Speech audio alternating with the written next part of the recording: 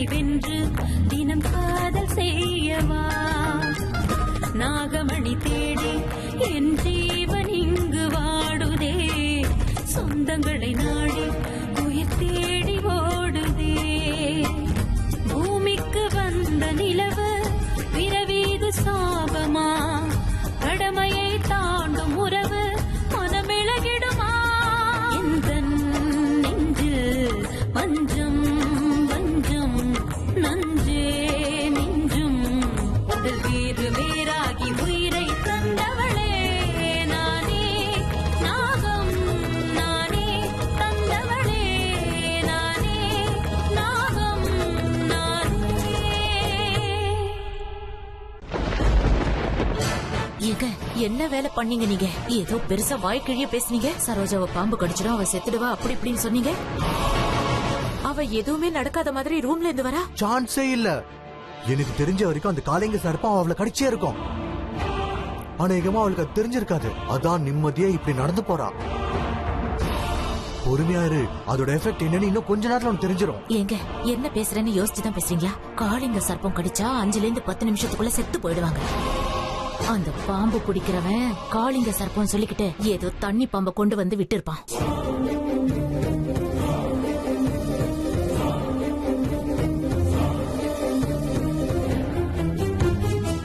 என்ன இந்த சாமியை காணவே காணா? பாம்பை உள்ள விட முடியலன்ற விஷயத்தை எப்படி நான் அவர் என்ன சொல்றது? கொஞ்ச நேரம் இங்கே காத்து நிற்க வேண்டியதான்.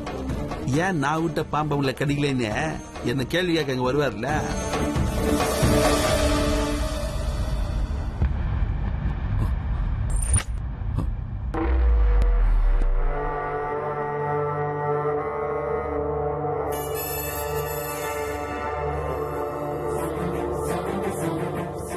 என்ன இது? அண்ணி இங்க தனியா உட்கார்ந்திருக்காங்க. அண்ணா எங்க போனாரு?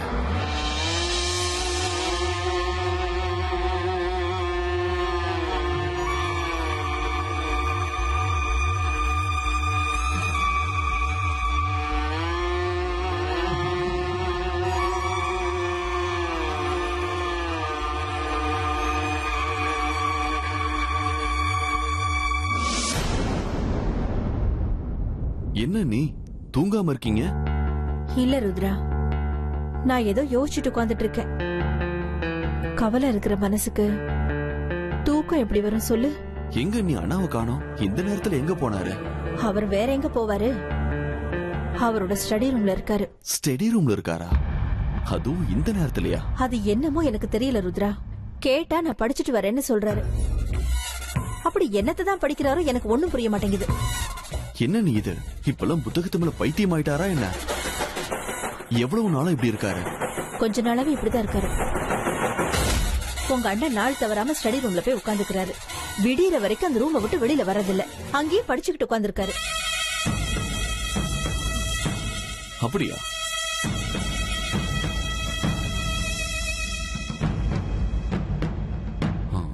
சரிங்க நீ, நீங்க படுத்துக்கோங்க.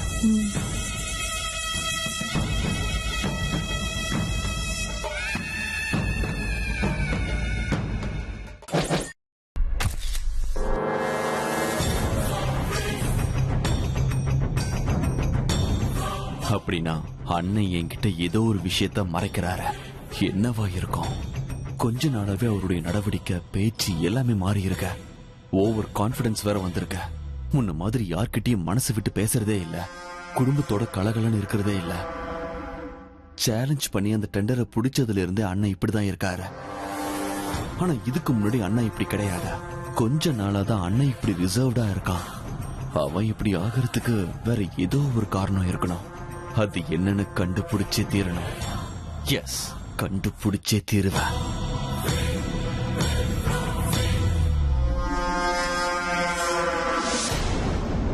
இனிமே நான் இங்க இருக்கிறது நல்லதில்ல. இப்போவே இந்த இடத்த விட்டு போயிடணும்.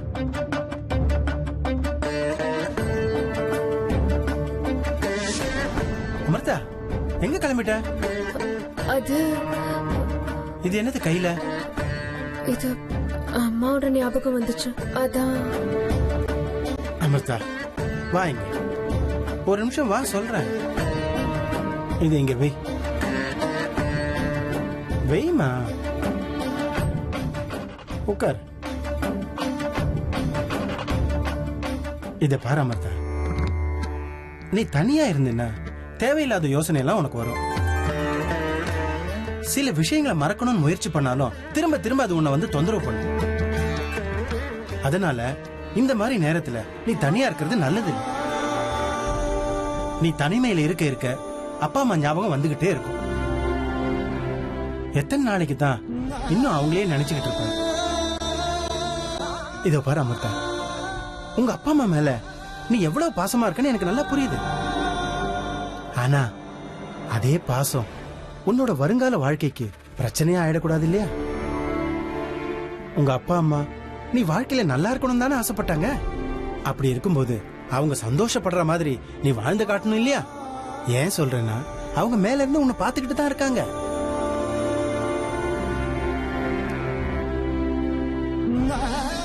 நீங்க சொன்ன மாதிரி எங்க அப்பா வேணா மேல இருந்து பார்க்கலாம், ஆனா எங்க அம்மா பார்க்கலையே. ஏன் தெரியுமா? அவங்களுடைய தேகம் இன்னும் பஞ்சபூதங்களோட ஒன்னா இணையல. அவங்களுடைய ஆத்மா இன்னும் இங்கதான் சுத்திட்டு இருக்கு. அதனால்தான் நாகமணியை என் எதிரிங்க கிட்ட இருந்து பறிச்சு எங்க அம்மாவுடைய தேகத்துக்கு மறுபடியும் உயிர் வந்து சேர்ந்தாகணும். இதுதான் என் லட்சியம். அமர்தா, ரொம்ப யோசனை பண்ணாத. இங்க பாரு, இனிமே அப்பா அம்மானா எங்க ஞாபகம் தான் உனக்கு வரணும். அந்த அளவுக்கு நானும் சரோஜாவும் உன்னை பார்த்துப்போம். இன்னொரு விஷயம், உனக்கு மனசுக்கு ஒரு மாதிரி இருந்தா வா எல்லாரும் ஒன்னா சேர்ந்து டிவி பார்ப்போம். இல்லையா ஏதாவது ஒரு நல்ல புக்கை எடுத்து படி. ஆனா இப்படி தனியா மட்டும் உட்கார்ந்து இருக்காது, புரியுதா? இப்ப நீ என் கூட வா. எல்லாரும் கூட ஒன்னா சேர்ந்து இருந்தா மனசும் கொஞ்சம் லேசா இருக்கும். ஏமா அப்படி பாக்குற? வா கீழே வா, போலாம். வா அமர்தா.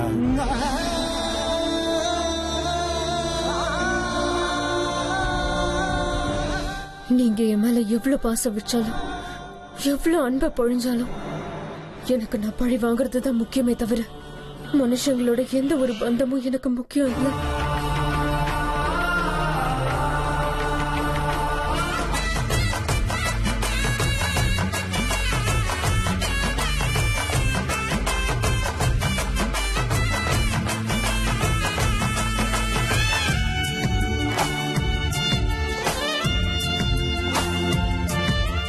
ஏங்க அமிர்தா, என்ன மாயம் செஞ்சீங்க? கண்ணை மூடினாலும் கண்ணை திறந்தாலும் எல்லா பக்கமும் நீங்க தான் எனக்கு தெரியுறீங்க. உங்களோட பார்வை, உங்களோட உருவம், உங்க அப்பாவின் முகம் எனக்கு ரொம்ப பிடிச்சிருக்குங்க. எனக்கு தெரியும் நீங்க என்னை விட்டு விலகி போக தான் ட்ரை பண்றீங்க. நீங்க என்னை விட்டு எவ்வளவு விலகி போனாலும் நான் மட்டும் உங்களை நெருங்கிக்கிட்டே இருப்பேன். இந்த அர்ஜுனுக்கு அமிர்தா கிடைச்சே தீரணும். நமக்கு நிச்சயமா கல்யாணம் ஆகும். இல்ல, அன்னைக்கு உங்க கூட கோவிலுக்கு வந்தாரு, அவர் உங்க அப்பாவா தான் இருக்கணும். அப்பாவா இருக்கணும்னு என்ன, அப்பாவே தான். நாளைக்கு உங்க வீட்டுக்கு வந்து எப்படியாவது அவர் கைஸ் வச்சு அவர்கிட்ட வேலைக்கு சேர்ந்துட்டா அப்புறம் உங்க வீட்டுல உங்க கூடவே நான் நிம்மதியா இருந்துருவேன்.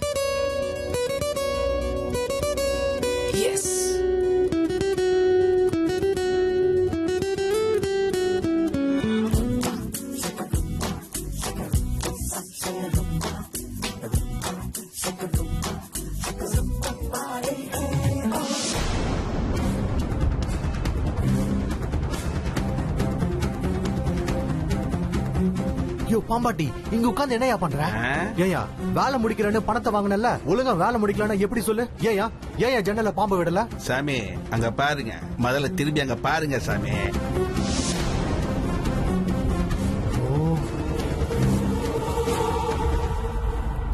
என்ன ஜன்னல் சாத்தி இருக்கு? நான் திறந்து வச்சுட்டு தானே வந்தேன். யார் க்ளோஸ் பண்ணிருப்பாங்க? வேற யாரு சாத்துவாங்க சாமி? யாரு பாம்பு கட்சி சாவணும்னு ஆசைப்பட்டீங்களா அவங்களே தான் வந்து சாத்துனாங்க. இன்னும் 2 நிமிஷம் அந்த ஜன்னல் திறந்ததுன்னா இந்த பாம்பு நான் நிச்சயம் அதுக்குள்ள விட்டுருப்பேன் சாமி. என்ன இப்படி சொதப்பிட்டேனே. சரி, நான் இன்னொரு வாட்டி போய் ஜன்னலை திறந்து வச்சுட்டு வரேன். நீ வந்து வேலையை முடி. சரிங்க சாமி.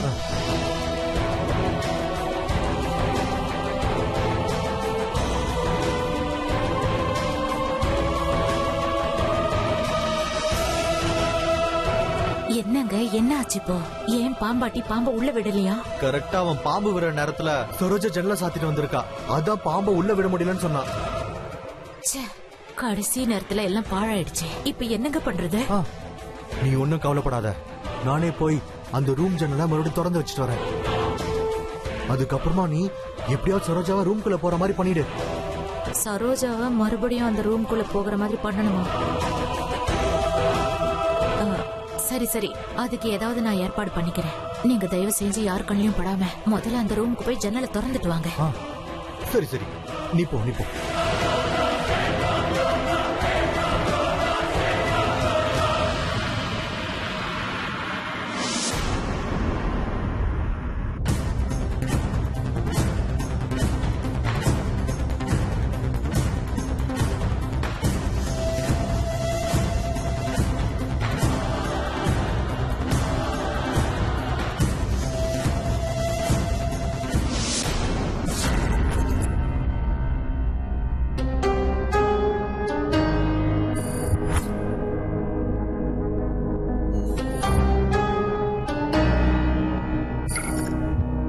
ஒவ்வொரு பேஜும் படிக்க படிக்க புது புது விஷயங்களா எனக்கு தெரிய வருது.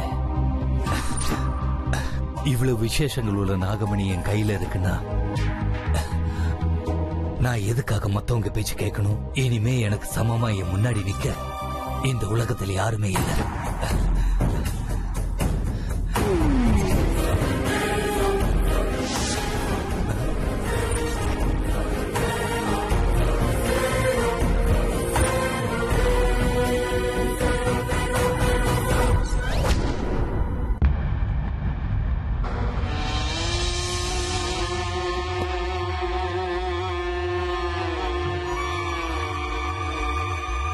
என்ன ருத்ரா? ஒண்ணு இல்லனா, ரூம்ல லைட் எரிஞ்சிட்டு இருந்துச்சு, அதான் என்னன்னு பார்க்க வந்தேன். இன்னும் தூங்கலையானா? இல்ல, என்னமோ சரியா தூக்கம் வரல, அதான் படிக்கலாம் நீங்க வந்த.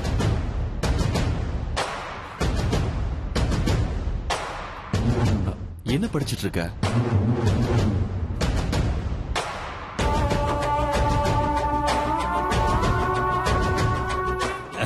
மேகசின் தான். இந்த மேகசின்ல இருக்கிற ஸ்டோரி ரொம்ப இன்ட்ரெஸ்டிங்கா இருந்தது, அதுதான் படிச்சிட்டு இருக்கேன். சரிண்ணா, குட் நைட். சரி, குட் நைட்.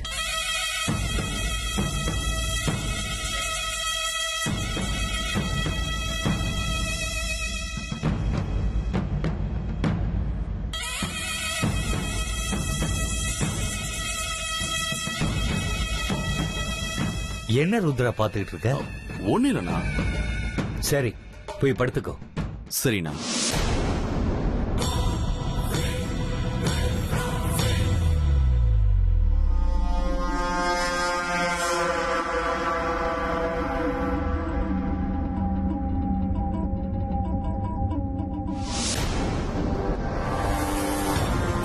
அண்ணா மேகசின் படிச்சிட்டு இருக்காரு. இந்த நேரத்துல யாராவது மேகசின் படிப்பாங்களா? இல்ல இல்ல, இதுல வேற ஏதோ விஷயம் இருக்கு.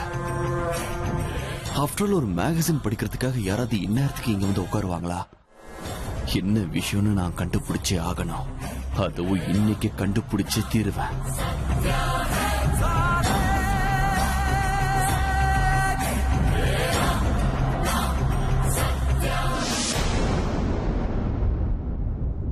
ரூம்ல லைட் எரிஞ்சது, அதான் பார்க்க வந்தேன்னு ருத்ரா என்கிட்ட சொன்னான். நிச்சயமா அவன் லைட் எரியுதுன்னு எல்லாம் பார்க்க வந்திருக்க மாட்டான். நான் இங்க இருக்கேன்னு தெரிஞ்சுக்கிட்டு தான் அவன் இங்க வந்திருக்கான். அப்படின்னா ருத்ரனுக்கு என் மேல சந்தேகம் வர ஆரம்பிச்சிருச்சு. ஏற்கனவே ருத்ரா நாகமணியை தேடிக்கிட்டு அந்த மந்திரவாதி பின்னாடி சுத்திட்டு இருக்கா. அந்த மந்திரவாதியோட உதவியால ஒரு சின்ன குழு அவனுக்கு கிடைச்சாலும் சரி, கண்டிப்பா ருத்ரன் எகிட்ட இருந்த அந்த மணியை பிடிக்க பாப்பா. அப்பன்னா நாகமணி இந்த இடத்துல இருக்கிறது சேஃப் கிடையாது. நிச்சயமா ருத்ரா நான் இல்லாத நேரத்துல இந்த ரூமுக்குள்ள வந்து நல்லா தேடி பாப்பா. நாகமணியை நான் என் ரூமுக்கு எடுத்துட்டு போறேன். அப்பதான் ருத்ரனுக்கு எந்த சந்தேகமும் வராது. இந்த காரியத்தை இன்னைக்கு ராத்திரி நான் செஞ்சு முடிச்சாகணும்.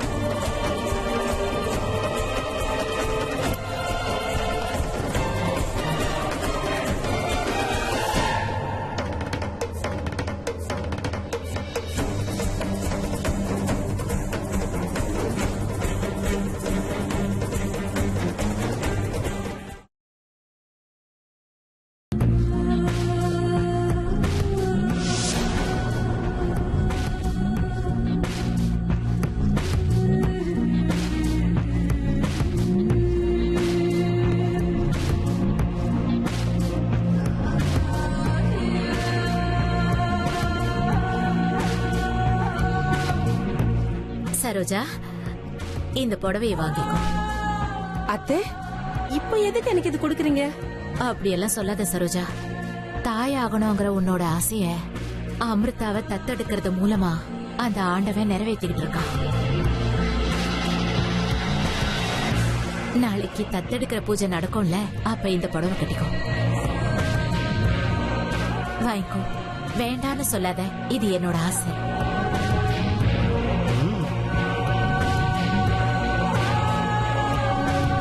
அத்தை, உங்களுக்கு என் மேல ரொம்ப பாசம் அத்தை. உங்களோட இந்த பாசத்துக்கு பதிலா நான் என்ன செய்ய போறேன்னு தெரியல. அப்படியெல்லாம் சொல்லாத சரோஜா. சித்திங்கிறவ தாய்க்கு சமம். இந்த புடவையில நீ எப்படி இருப்பேன்னு பாக்கணும் போல ஆசையா இருக்கு. போ, ரூமுக்கு போய் கட்டிக்கிட்டு வந்துரு. அத்தை, இப்ப எதுக்கு கட்டிக்கணும்? காலையில எப்படியும் கட்டிக்க தானே போறேன். இல்ல சரோஜா, ஒரு வாட்டி கட்டி காட்டினா நல்லா இல்லன்னா வேற புடவை கொடுப்பேன், அதான் சொல்றேன்.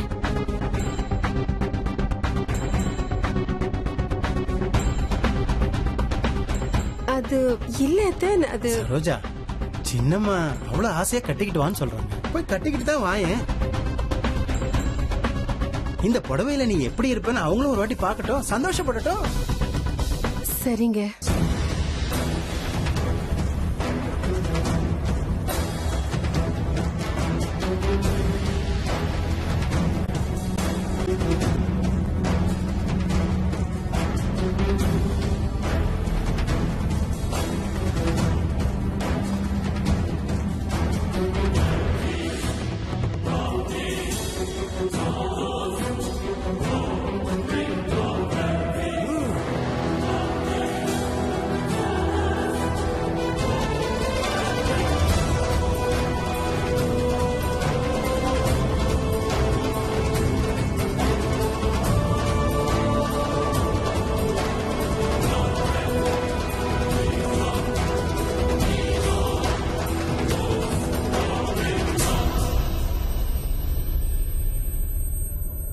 போம்மா போ.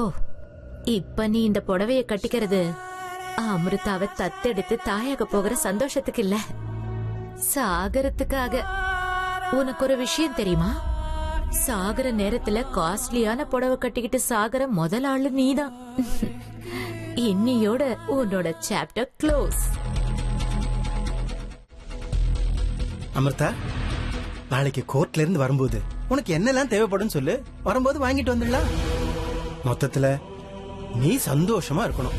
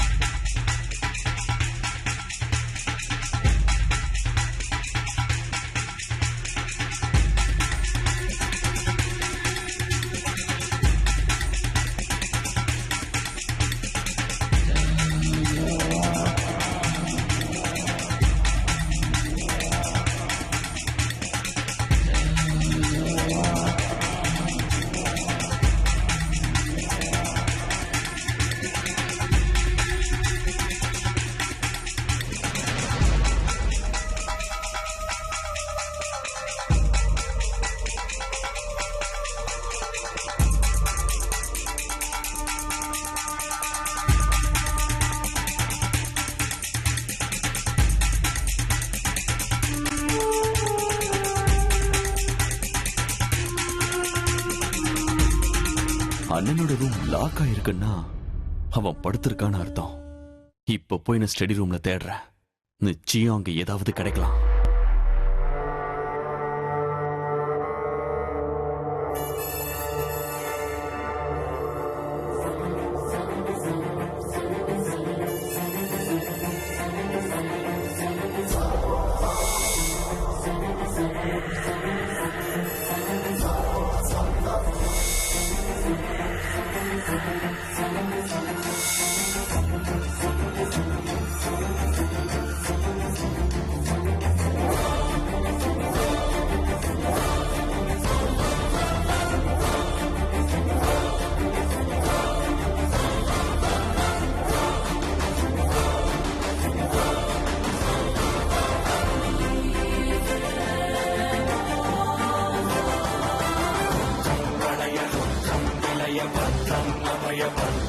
जय सत्यम अखिल सत्यम